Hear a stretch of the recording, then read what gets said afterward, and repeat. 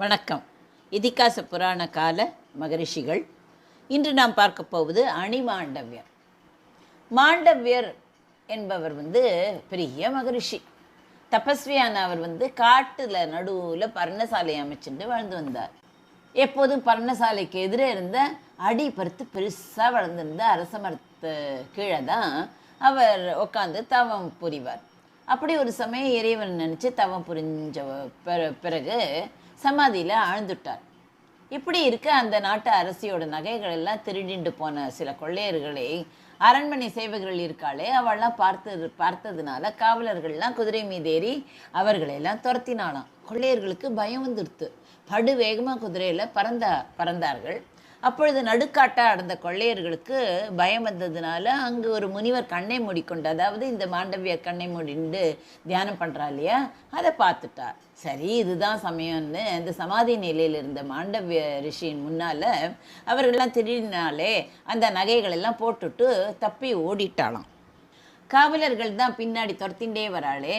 அந்த காவலர்கள் இந்த நகைகளையும் மாண்டவியரையும் பார்த்துட்டு, ஓஹோ, இந்த முனிவர் தான் கொள்ளையரோட தலைவராக இருக்கணும், அதனால தான் அந்த நகைகளெல்லாம் இவரோட அருகில் போட்டுட்டு அந்த திருடர்களும் ஓசப்படாமல் ஓடிட்டா அப்படின்னு நினைச்சா.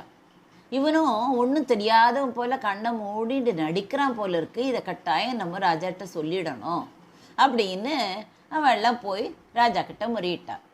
இதை கேட்ட ராஜாவுக்கு ரொம்ப கோபம் வந்தது. ஆனால் அவன் விசாரிக்கவே இல்லை. தீர விசாரிக்கணும் இல்லையா ராஜான்னு. ஆனால் தீர விசாரிக்காது நகைகள் எல்லாம் மீட்டு அரசிட்ட கொடுக்குமாறு அந்த காவலர்கள்ட்ட சொன்னான். அந்த திருடனை கழுவில் ஏற்றி கொல்லணும் அப்படின்னு உத்தரவிட்டான். உடனே கழுமரம் தயாரானது. அந்த காலத்தில் அதுதான் தண்டனை.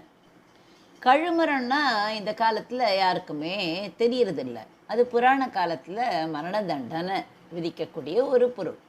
ஒரு நீளமான கனமான கம்பை ஆழமாக பூமியில் நடுவார்கள். அதனுடைய மேல் முனை கூராக சீவப்பட்டிருக்கும். அந்த மரக்கொம்பு மீது ஆமணக்கெண்ணெயை, அதாவது விளக்கெண்ணெயை வழுக்குவதற்காக தடவி இருப்பார்கள். அரசன் கடுமையாக தண்டனை கொடுக்குறானே, அப்படி தண்டனை விதிக்கப்பட்டவர்களெல்லாம் அந்த கொம்பின் உச்சியில் ஆசன வாய்ப்பதியும்படி உட்கார வச்சுடுவார். அந்த கூரிய முனை உடலுக்குள்ளே நுழைஞ்சு உடம்பை ரெண்டாக பிளந்துடும். இது அந்த காலத்தில் அப்படித்தான் மரண தண்டனை விதிப்பார்கள். 1000 ஆண்டுகளுக்கு முன்னால் பட்டினத்தாருக்கு கூட உஜ்ஜயினி நகர அரசன் இந்த தண்டனையை விதிச்சான். ஆனால் இறைவன் அருளால் கழுமரம் எரிந்து சாம்பலாயிடுத்து என்பது எல்லாருக்குமே தெரியும். அப்படிப்பட்ட கழுமரம் தயாரானதும் மாண்டவிய மகரிஷியை அதன் மீது உட்கார வச்சுட்டான் அரசன். ஆனால் மாண்டவியர் சமாதி நிலையிலேயே இருந்ததுனால அவருக்கு எந்த ஆபத்தும் நேரலை. அவருக்கு உணர்வு கூட இல்லை. இந்த விஷயத்தை கேட்ட மற்ற ரிஷிகள்லாம் ஓடி வந்தாளாம். அவள்லாம் இந்த மகரிஷியை விடுவிக்கிறதுக்காக முயற்சி செய்தார்கள். ஏதேன செய்யணும் அப்படின்னு எண்ணினாலாம். உடனே அரசனிடம் ஓடினார். இவர் எப்பேற்பட்ட மகான் தெரியுமா மன்னா, இவரையா கழிவில் ஏற்றுவது, நீங்கள் தவறு செய்துட்டீள் என்று அவர்கள்லாம் மன்னனிடம் முறையிட மன்னனும் மன்னிப்பு கேட்டு மாண்டவரை விடுவித்தான் என்று கூறுவர். அப்போது மாண்டவிய சமாதி நிலை கலைஞ்சு தனது ஞான திருஷ்டியால் நடந்ததையாவே அறிஞ்சின்றாராம். மன்னனும் மற்றவர்களும் அவரிடம் மன்னிப்பு கோரினார்கள் என்று தெரிகிறது. அவர் ஒன்றும் நடவாதது போல் மீண்டும் காட்டிற்கே சென்று விட்டார். சென்றவர் சும்மா இருக்க வேண்டியதான தர்மதேவனை அழைச்சார். தர்மதேவனும் அவர் எதிரே தோன்றி வணங்கி நின்றான்.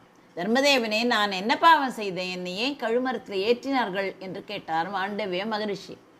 ஐயனே, தாங்கள் 5 வயது சிறுவனாக இருந்தபோது ஒரு தும்பியை பிடித்து அதன் இறக்கைகளை பிடுங்கி ஒரு முள்ளால் அதை குத்தி அது துடிப்பதை பார்த்து தாங்கள் ஆனந்தப்பட்டீர்கள் அல்லவா, அதனால தான் தங்களுக்கு இந்த தண்டனை உண்டாகியதுன்னு தர்மதேவன் சொல்லிட்டான். அதனால மாண்டவியருக்கு ரொம்ப கோபம் வந்தது. தர்மதேவா, 5 வயது என்பது ஏதும் அறியாத விளையாட்டு பருவம் தானே, அது உனக்கு தெரியாதா? தர்மம் அதர்மம், நீதி அநீதி, பாவம் புண்ணியம், நல்லது கெட்டது என்பதை எல்லாம் அறியாத வயதில் தானே நான் ஒரு தும்பியை துன்புறுத்தினேன். அதற்காகவா இந்த முதிய வயதில் இப்படி ஒரு பெரிய தண்டனையை எனக்கு தருவது? நியாயம் தெரிந்த நீயே இதற்கு சரியான பதிலை கொடுப்பாயாக அப்படின்னு கேட்டார். தர்மதேவனுக்கு என்ன பதில் சொல்லணும்னு தெரியல. அதனால தலை குனிஞ்சுண்டு நின்னான். அவனால் பதில் சொல்ல முடியல. அவன் ஒன்றும் சொல்லாததுனால அவருக்கு ரொம்ப கோபம் வந்துடுத்து. தர்மதேவனே, நீ நீதிக்கு பிழை இழித்து விட்டாய். நீ பூமியில் மனிதனாக பிறந்து நீதி தர்மம் என்றால் என்ன என்பதை பூலோகவாசிகளுக்கு புரியும்படி உணர்த்துவாயாக அப்படின்னு சாபம் கொடுத்துட்டார். தர்மதேவன் பூமியில் துவாபர யுகத்தில் முடிவில் பிறந்தான். யாராக தெரியுமா? விதுரனாக பிறந்தார். மாண்டவியரை கழுவில் ஏற்றினா இல்லையா, அப்போ அவள் இருக்கவே இல்லை. சிவன் அங்கே அவருக்கு நீண்ட ஆயுளை தந்தார். பல ரிஷிகள் எல்லாம் என்ன பண்ணினா பறவைகளூரில் அவருடைய நலனை விசாரித்தார்கள். இதையெல்லாம் கேள்வியுற்று அரசன் ஓடி அங்கே அவரிடம் மன்னிப்பு கோரினான். எவ்வளவு முயன்றும் சூலத்தை அவருடைய உடம்புலேருந்து எடுக்கவே முடியலையாம். கடைசியில் சூலத்தை வெட்டி எடுக்கும்படி தான் ஆயிற்று. சூலத்தோட நுனி அவரை உடம்பிலேயே தங்கி எடுத்தான். வடமொழியில் அணி என்றால் ஊசி அல்லது ஆயுதங்களின் முனைன்னு பொருள். சூலத்தின் முனை அவர் உடம்பில் தங்கினால அவருக்கு அணிமாண்டவியர் என்ற பெயர் வழங்கலாயிற்று. இந்த மாண்டவியர் இன்னொரு சாபத்தையும் கொடுத்தார். அது என்ன? நளாயினி என்பவ மகாபாரதத்தில் வரும் ஒரு கதாபாத்திரம். இவ நளராஜனோட மகள். கற்புக்கரசியாக புராண கதைகள் எல்லாம் சித்தரிக்கப்படுறா. தனக்கு இந்திரன் போன்ற கணவன் வேணும் அப்படின்னு சிவனை நினச்சி 5 முறை வேண்டினார். 5 முறை வேண்டியதுனால உனக்கு 5 கணவர் அமைவர்னு சிவனும் வரமருளினார். இந்த வரம் தனக்கு மறுபிரிவில் பலிக்க வேண்டும் என வேண்டிக் கொண்டார். பின் விதிவசத்தால் மௌத்கல்ய முனிவரை மணந்தார். இவளே அடுத்த பிறவியில் திரௌபதியாக பிறந்து 5 கணவர்களை மணந்து கொண்டாள் என மகாபாரதம் கூறுறது.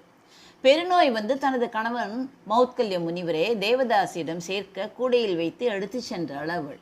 அப்படி செல்லும்போது அந்நாட்டின் அரண்மனையில் திருடியதாக குற்றம் சாட்டப்பட்டாரே மாண்டவியர், அந்த முனிவர் கழுவில் இருந்தார் இல்லையா, அப்போ அந்த நளாயினி தன் கணவனை சுமந்து சென்ற கூடையின் ஒரு முனை அந்த கழுவில் இடிச்சுடுத்து.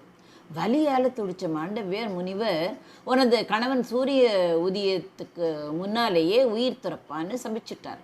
உடனே நளாயினி சூரியன் உதிக்காமல் ஆக கடவுது என்று மறுசாபம் இட்டாள். 3 நாட்கள் சூரியன் உதிக்கவே இல்லை. நடந்ததை அறிந்த மன்னர் மாண்டவியரிடம் பொறுத்தருளுமாறு வேண்டி அவரை கழுமரத்திலிருந்து இறக்கினான். மாண்டவியரும் உலக நலனுக்காக நளாயினியிடம் சூரியன் உதிக்க உத்தரவிட வேண்டினார். இவ்வாறு அணிமாண்டவர் கொடுத்த சாபங்கள் யாவும் நிறைவேறின. அவ்வளவு சக்தி வாய்ந்தவர்கள் இதிகாச புராண கால மகரிஷிகள். நன்றி.